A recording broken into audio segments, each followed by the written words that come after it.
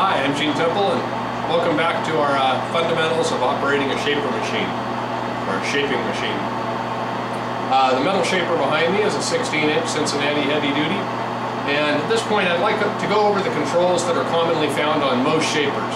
Now, these controls won't necessarily look the same on your particular shaper, but they are adjustments that should be available.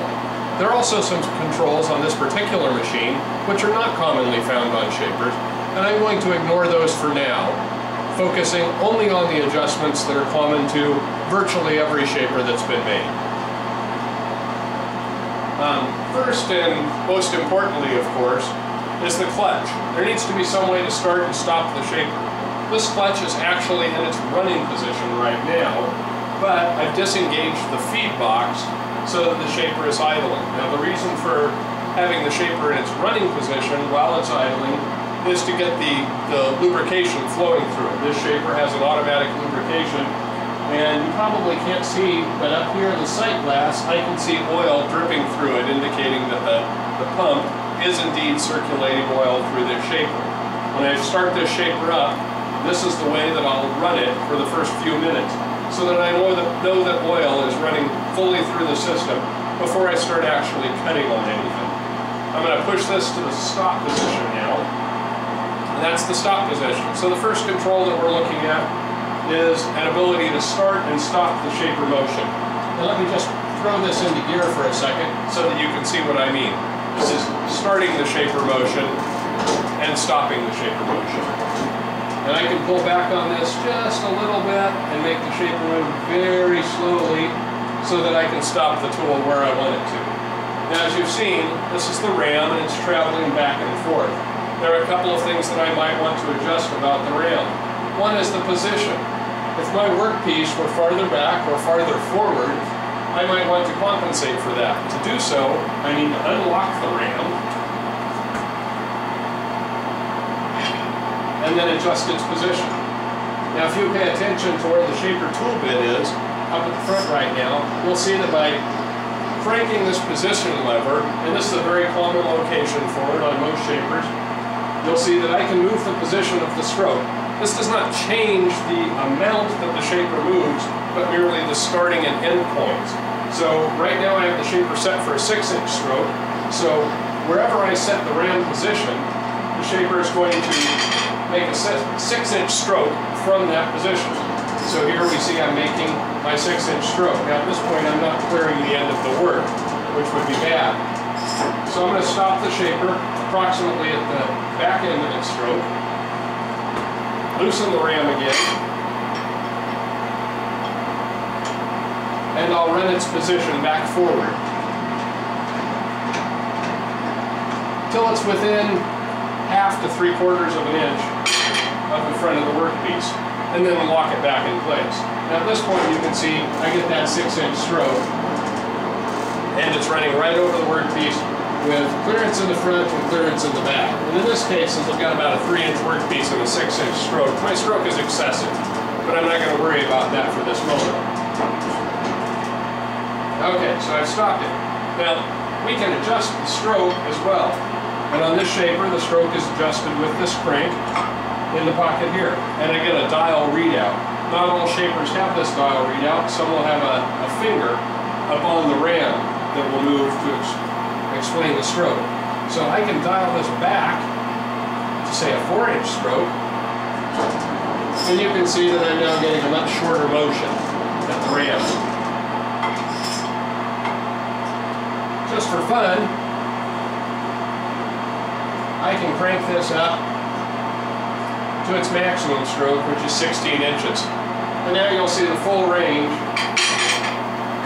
of motion that this shaper has. Now the ram appears to be moving considerably faster, and it is in terms of linear feet, because the dial, when I'm measuring it, is in strokes per minute. So we now have to move a longer stroke in the same amount of time as we previously moved those short strokes.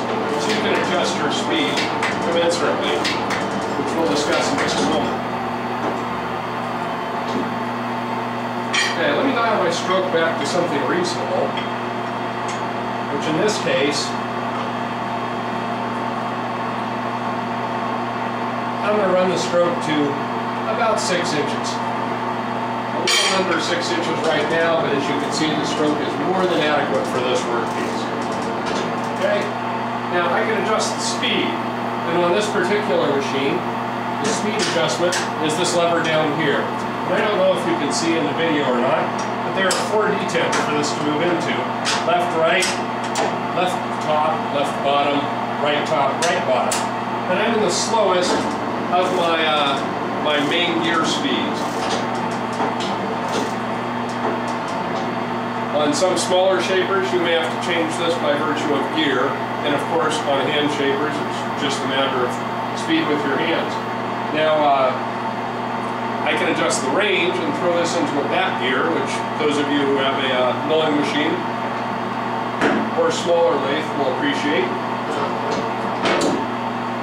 And now I'm in a back gear, so I've kept my speed range the same, but according to this I should have gone from 47 strokes per minute to 11 strokes per minute.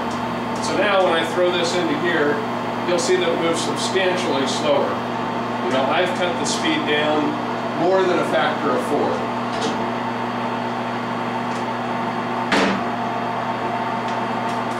All right. Other important aspects are, we noted that the table feeds. So this crank allows me to move the table back and forth. But right now I'm bringing it toward me, I can reverse that and bring it away from me. So if I move it back here to where the cutter is now clearing the work,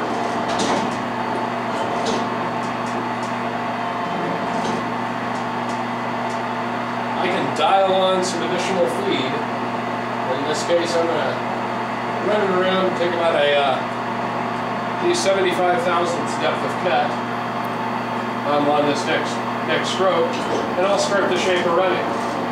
This knob, as I mentioned in a previous video, determines the direction that the table moves. This knob determines the distance that it moves with each stroke. Don't confuse this with a speed, because it's going to step this distance between strokes. So every time the ram comes back, the table is going to move, going to jump by the amount that's put on here. It's not a continuous speed like you might be accustomed to if you're accustomed to using a lathe or something like that. So turn this lever now in the direction that I want the table to move. I want the table to move away from me into the cutter. So I move it over, and if you watch this dial, you can see that it's now moving. And I have about a 20 thousandth speed on here right now. And there we go into the cut. And we're making a cut right now. This particular lever is a safety lever, so you see that it spins freely. So the fact that it's not turning really doesn't indicate anything to you. I don't know if the video resolution will let you see the fact that the collar here is turning and at about 20 thousandths a cut. If I take this off on this particular machine, I can put it on here. And this controls the elevation of the table. So that's how I get my rough elevation, how I can move the work up to where it is that I want to start the cutting action. Those are the basic controls on any given shaper, and those controls in one form or another should be found on every machine, whether you have a 3-inch hand-powered Drummond or a 36-inch Golden Eagle bar. Some of the other controls that are unique to this shape, I shouldn't say unique, that this shaper has that may or may not be present on yours, we'll cover in later videos. Looks like we finished that cut there. And just as a preview, we'll show you this machine has a rapid traverse.